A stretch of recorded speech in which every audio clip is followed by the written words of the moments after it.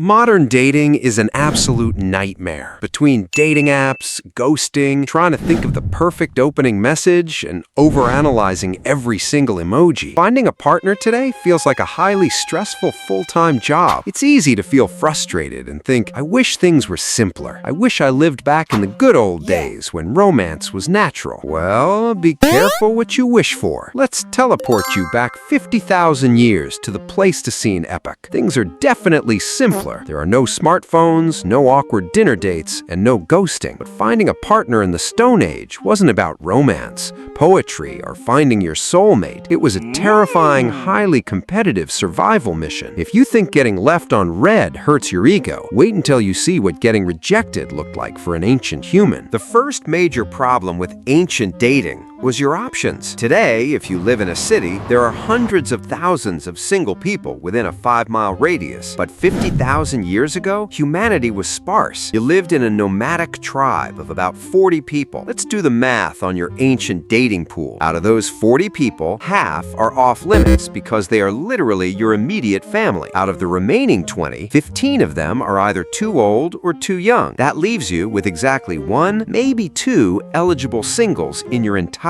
tribe. You didn't get to have a type. You didn't get to filter by height or astrological sign or whether they liked the same music as you. If the only single person in your tribe was Grug, the guy who eats rocks and smells like wet mammoth, guess what? Grug is your soulmate now. Because if you didn't pair up, you wouldn't have someone to share body heat with during the freezing winters. Ancient dating wasn't about love. It was about not freezing to death. So, let's say you actually find someone you like. How do you flirt? You don't have language yet. There's no poetry. You can't compliment her eyes or tell her she has a nice personality. Instead, ancient humans had to rely on visual and physical cues to say, hey, I have great genetics. Please don't let our bloodline die. Instead of buying flowers or a fancy dinner, you had to bring practical gifts, a really sharp rock, a handful of non-poisonous berries, or the ultimate romantic gesture, a giant piece of raw, bloody meat. Nothing said, I am good marriage material,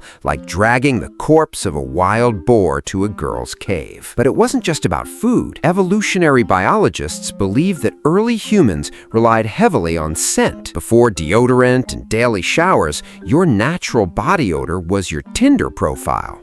Your pheromones carried complex biological data about your immune system. If a cave woman sniffed you and liked the way your sweat smelled, it meant your immune systems were compatible. Yes, ancient dating was mostly just aggressively smelling each other. But what happens if there is competition? Today, if 2 guys like the same girl, they might try to outdress each other or subtly flex their jobs. In the Stone Age, things were slightly more direct. If another male wanted your partner, he didn't send a passive-aggressive text.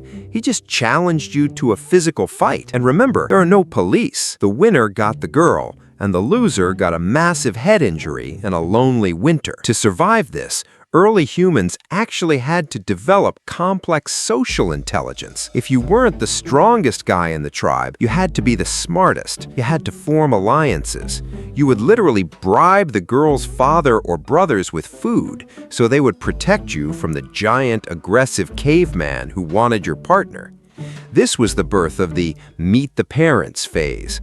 But instead of asking her dad what he does for a living, you were proving to him that you wouldn't be a liability when a pack of wolves attacked the camp. So the next time you were stressing out because a girl took 3 hours to reply to your text message, or because your Tinder date was a little bit awkward, take a deep breath. Be incredibly grateful that a rejection today just means you get to stay home and watch Netflix. Be grateful you didn't have to fight a 250-pound caveman to the death just to impress a girl who hasn't washed her hair in 12 years. Thanks for watching. If you enjoyed the video, make sure to hit subscribe. See you in the next one.